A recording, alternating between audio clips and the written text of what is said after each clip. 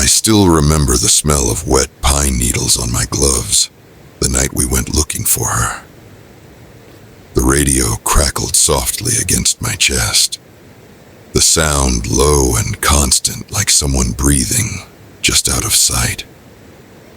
I was part of a volunteer rescue group back then, the kind made up of people who didn't ask many questions as long as someone needed to be found. We were trained, organized, methodical. We believed in maps, grids, timelines, and evidence. That belief made what happened harder to swallow.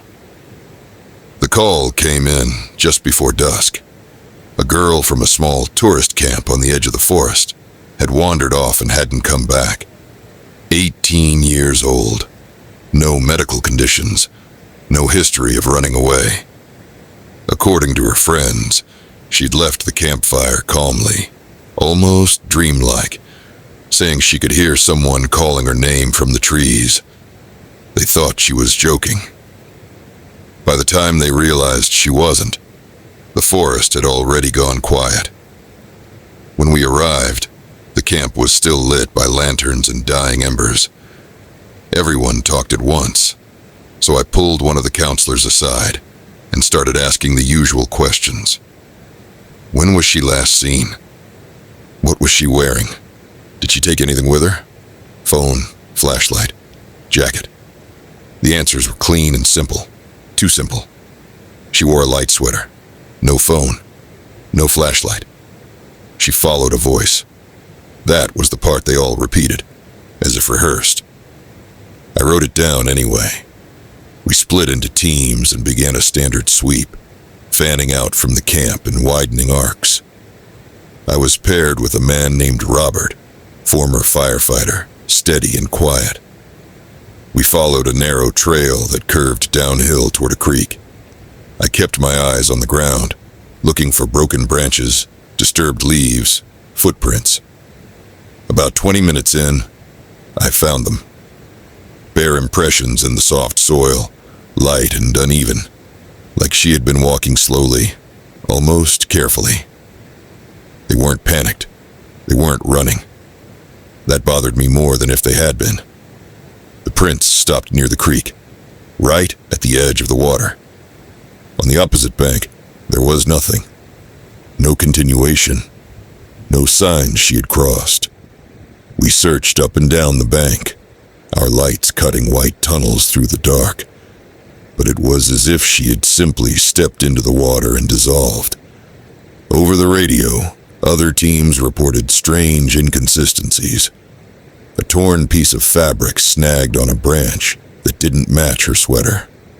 A footprint too large to belong to her, pressed deep into the mud beside hers, then vanishing. Someone swore they heard movement just beyond the tree line, pacing them, always out of sight. I tried to keep us grounded. Forests play tricks. Sound travels. Fear fills in gaps.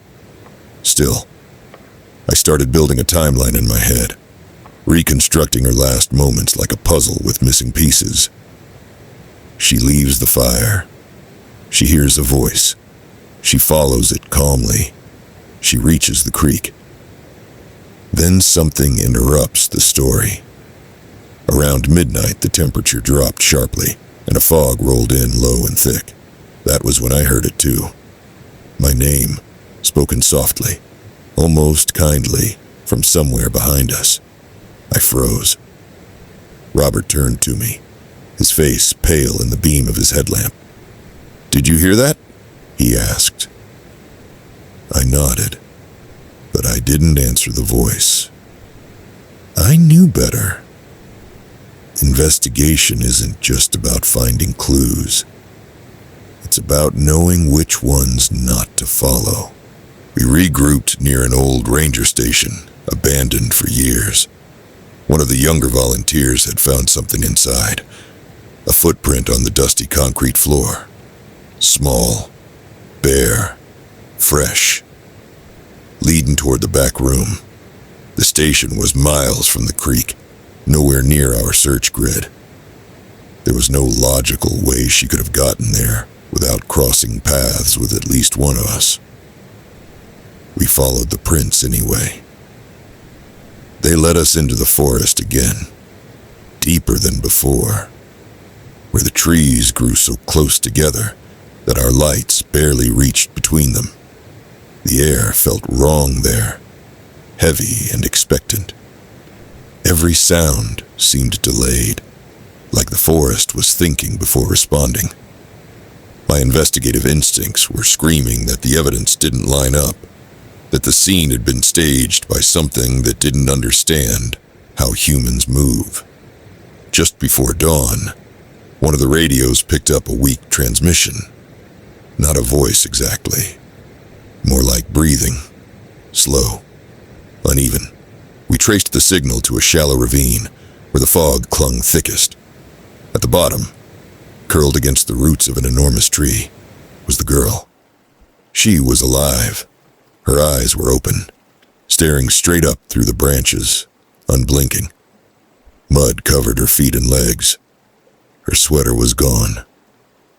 When I knelt beside her and said her name, she didn't react.